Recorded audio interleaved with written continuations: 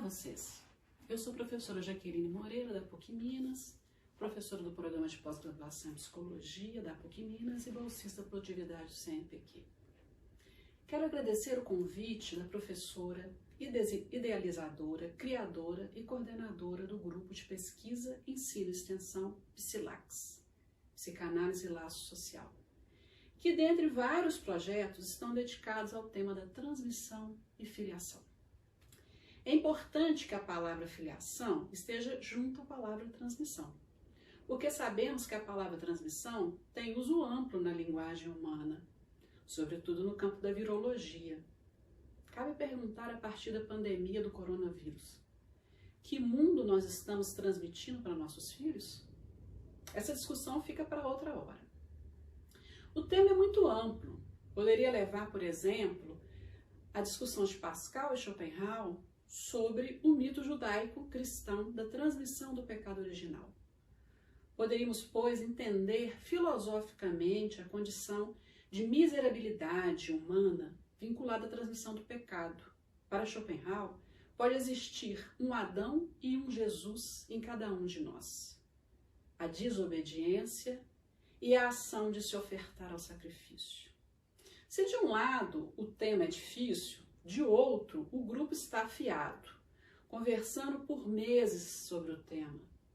Assim, minha apresentação se configura talvez como repetitiva, mas espero produzir uma repetição diferencial e aí a gente pode dialogar. Bem, o meu texto chama Transmissão e Filiação em Freud, entre a estrutura e a experiência. Espero não entediar vocês com a leitura. Vou tentar parar, talvez até saltar uns pedaços.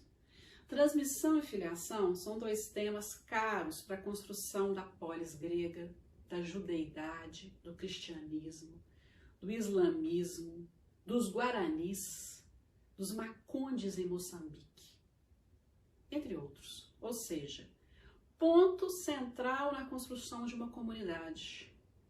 Assim, diferentes pensadores se dedicaram à tarefa de refletir sobre as articulações entre os dois movimentos, transmissão e filiação.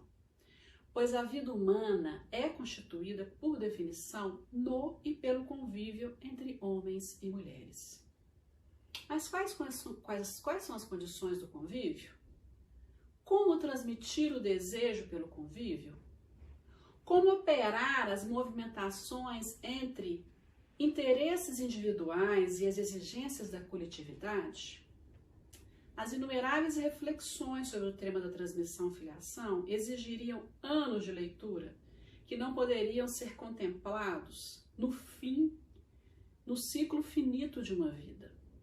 Dessa forma, optamos aqui por fazer uma escolha e apresentar fragmentos de problematização em três perspectivas.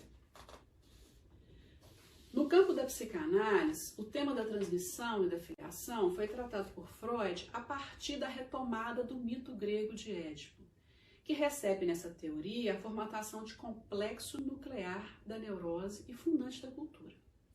Assim, iniciamos nossa exposição com algumas reflexões sobre a trilogia tebana, que apesar da sua construção trágica, pode ser pensada a partir de sua função pedagógica, como forma de transmissão de um novo ethos, a polis.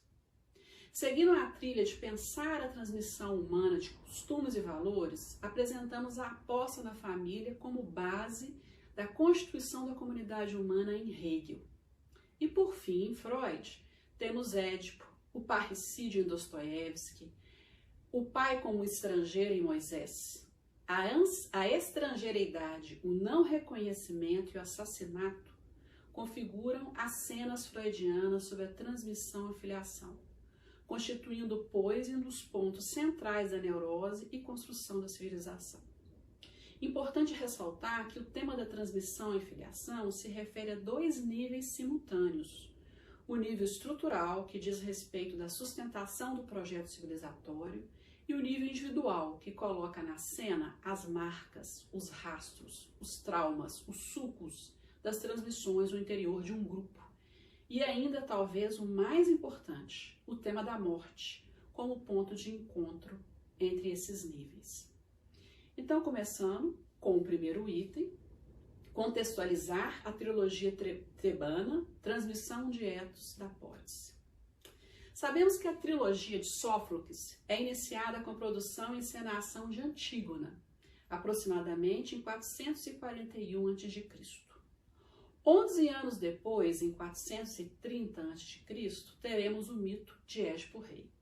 E só em 401 a.C., no ano de sua morte, que escreve Édipo em Colono, que a encenação acontece depois, uma encenação póstuma. Por que começar por Antígona e não por Édipo Rei? Não podemos responder precisamente, mas sabemos que a trilogia tebana tem uma função pedagógica, pois se localiza historicamente um momento de transição política e social. Segundo Souza Pereira e Melo, abre aspas, no período clássico, a nova forma de organização social da cidade-estado teve que deixar de lado muito das antigas tradições características da sociedade gentílica para poder se estruturar. Então, nós temos essa questão importante, a passagem de um modelo, que é o modelo do genus, para o modelo da polis. Nesse século, século V antes de Cristo, que acontece essa passagem. Mas sabemos que existe resistência da sociedade grega para fazer essa passagem. Assim, a encenação da peça de Antígona situa o tema do conflito entre uma lei ancestral e divina e uma lei da polis, dos homens. O nome Antígona apresenta uma aproximação sonora com Antiga, que na construção de Anne Carson, tradução livre, seu nome em grego quer dizer algo como contra o nascimento, ou ao invés de ter nascido. O que existe ao invés de ter nascido? Sadox nos oferece uma análise da trilogia tebana em sua vertente de uma ação educativa. Nas palavras da autora, abre aspas, o enredo trágico, ao trazer temas característicos daquele momento de transição, discute o conflito entre as antigas crenças, o pensamento racional, a autonomia do homem e as fragilidades humanas. A peça de Antígona visa transmitir, por meio da encenação da dor e sofrimento, a importância de respeitar a lei da polis. Creonte representa o novo regime, a polis, a lei dos homens. Antígona insiste na tradição da lei divina. Tema difícil para o direito. Na leitura de Sadox, a existência entre o conflito entre o velho, as leis familiares representadas por Antígona, e o novo, as leis cívicas representadas por Creonte, demonstram que os antigos padrões estão sendo negados. Não podemos rapidamente tomar o partido de Antígona. A discussão se faz mais complexa quando localizamos sua articulação com o momento histórico em questão. Azevedo, no campo do direito, revela que é possível considerar que a busca de Antígona tem um sentido político. Em contrapartida, Creonte não pode ser interpretado só como um vilão, porque ele tem horror a alguém que se opôs à polis em uma luta fratricida. Interessante enfatizar que em todo o processo dos movimentos e momentos da tragédia, de Laio, Jocasta, Édipo, Antígona e outros, o único sobrevivente é Creonte, aquele que representa o novo, a lei da polis. Nesse sentido, que a gente pensa que é preciso ter cautela nas análises sobre a Antígona, no sentido de localizá-la historicamente, a importância da peça no momento histórico. Temos, pois, uma ação política pedagógica na encenação de Antígona. Mas a genialidade do dramaturgo, mais uma vez, se faz presente na produção da segunda peça, que opera um giro no tempo, localizando a origem da tragédia. Sófocles escreve Édipo Rei, que herdou do pai a maldição. Laio foi amaldiçoado por ter sequestrado e estuprado o filho do rei Pélope, Crisipo. Assim, de um lado, temos na trilogia tebana o desejo de transmissão de uma nova organização de comunidade, a polis, uma transmissão estrutural. De outro, temos a transmissão singular da marca da maldição. Édipo Rei é um personagem quase heróico, que apresenta inteligência aguda e não se opôs conscientemente à lei dos homens como Antígona, mas recebeu a transmissão da maldição e ainda não foi reconhecido como filho de Laio. Somente no momento da denúncia dos crimes capitais, do parricídio e do incesto, que é reconhecido como filho de Laio.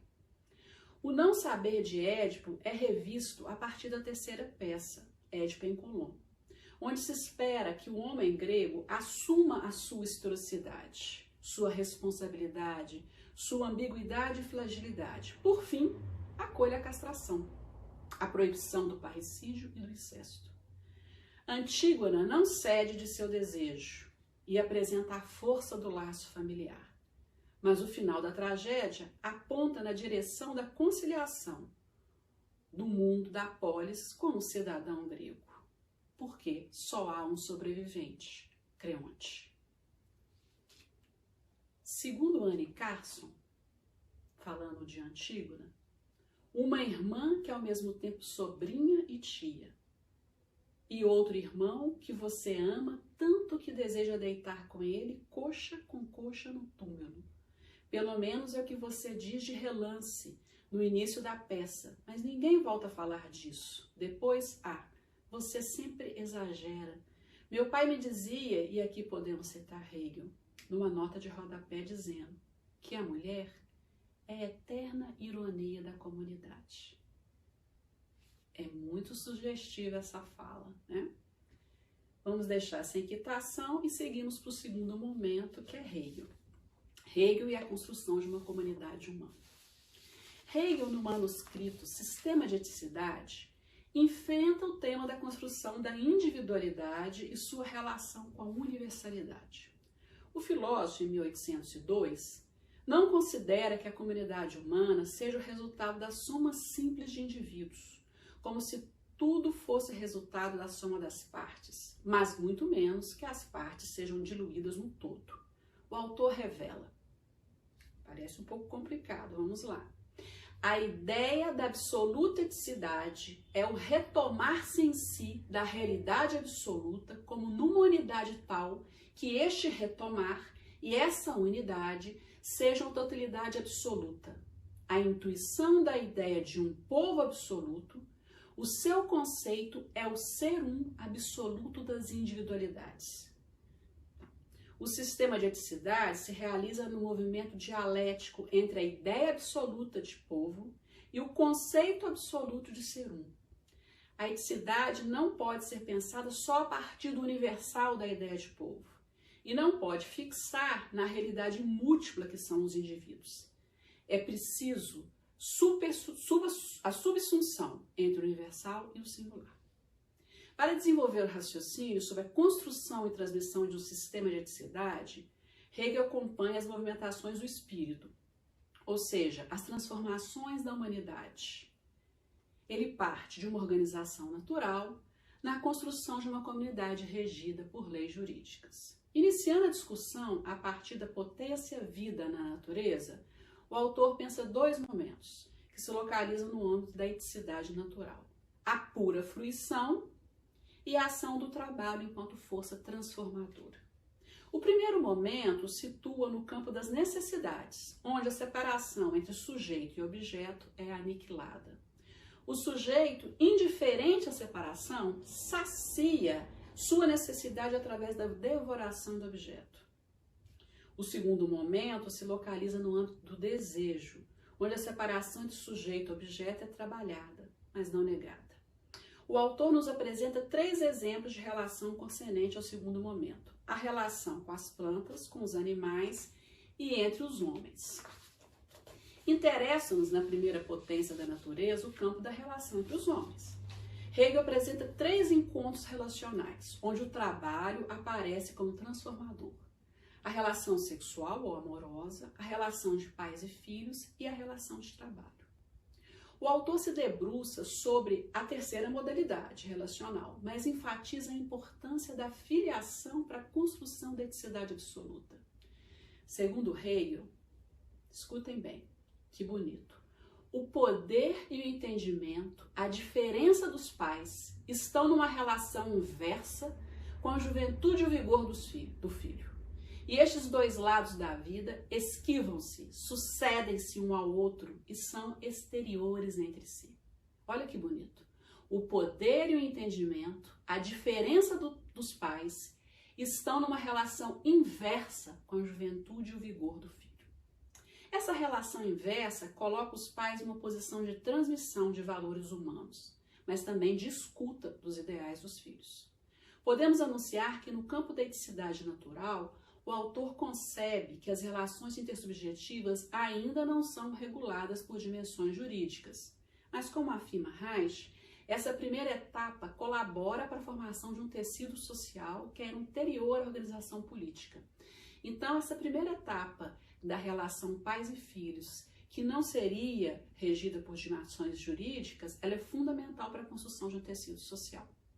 Segundo Hegel, os pais são um universal. E o trabalho da natureza visa a supressão dessa relação, tal como o trabalho dos pais, que suprime sempre mais a negatividade exterior da criança e por isso mesmo põe uma negatividade interna maior e desse modo uma individualidade mais elevada. Temos, pois, a dimensão do trabalho enquanto transformação, mediando as relações entre pais e filhos.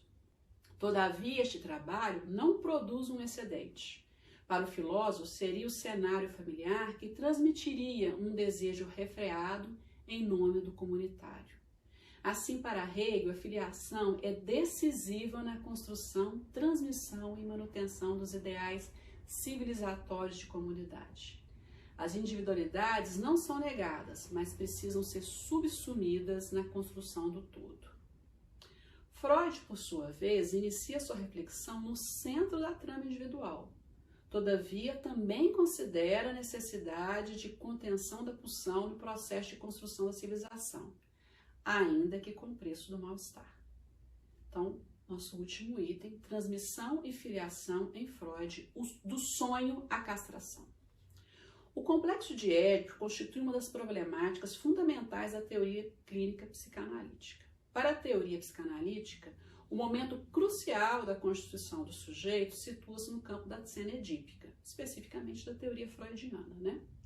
Dessa forma, o Édipo não é somente um complexo nuclear das neuroses, mas também um ponto decisivo da sexualidade humana, ou melhor, do processo de produção de sexuação.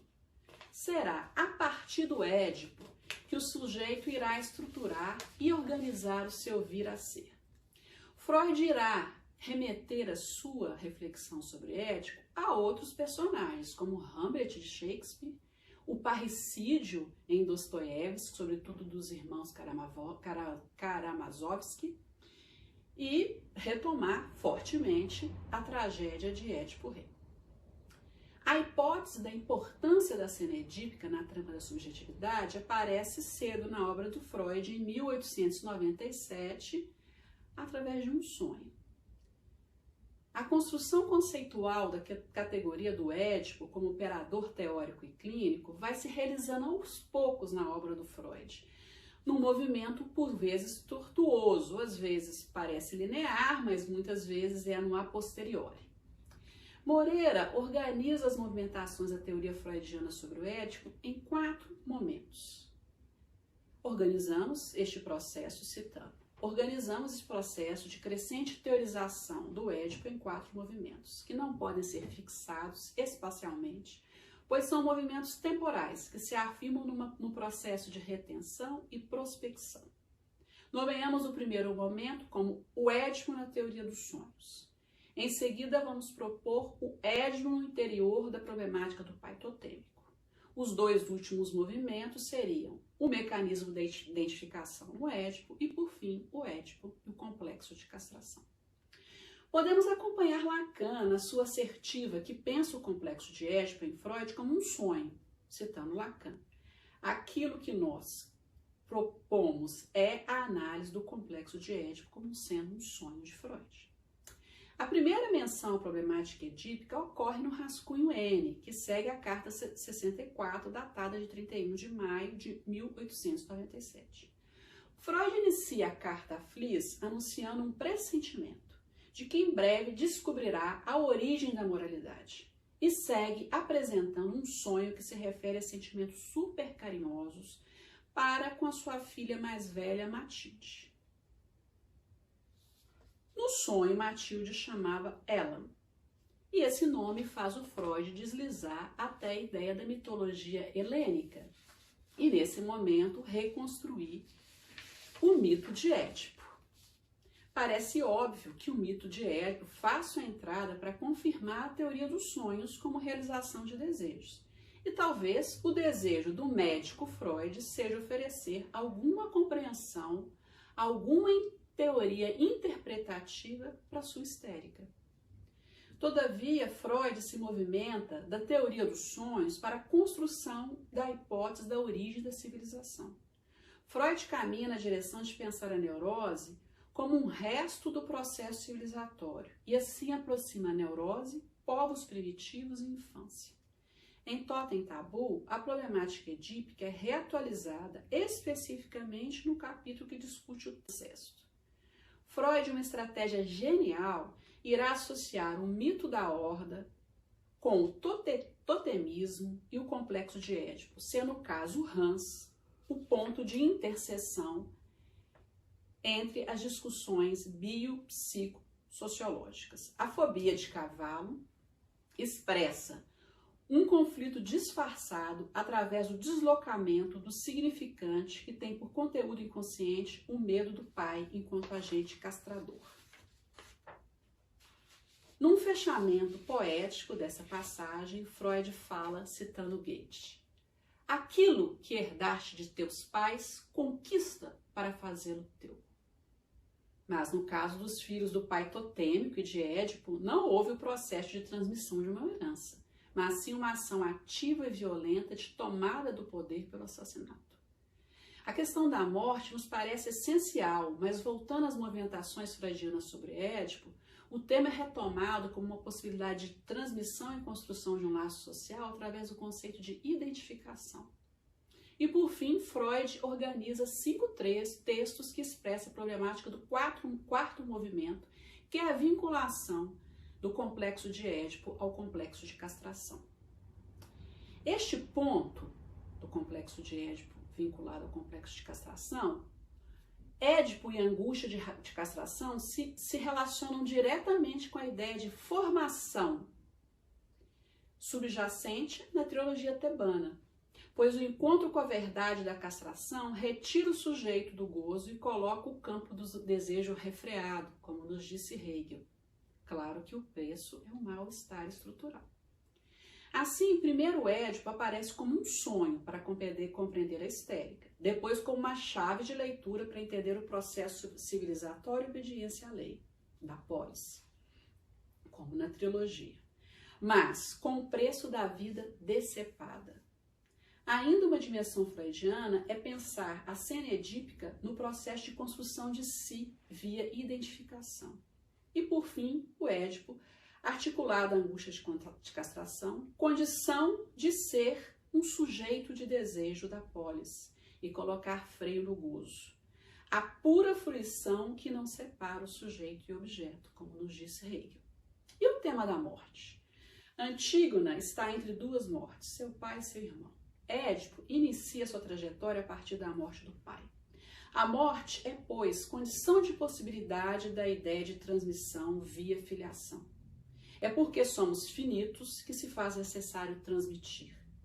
Segundo Moreira e Borges, os 3 mitos freudianos sobre o pai possuem um ponto em comum, a ideia da morte do pai. Por isso que eu quero ler para vocês uma passagenzinha do escritor Auster, o inventor do amor.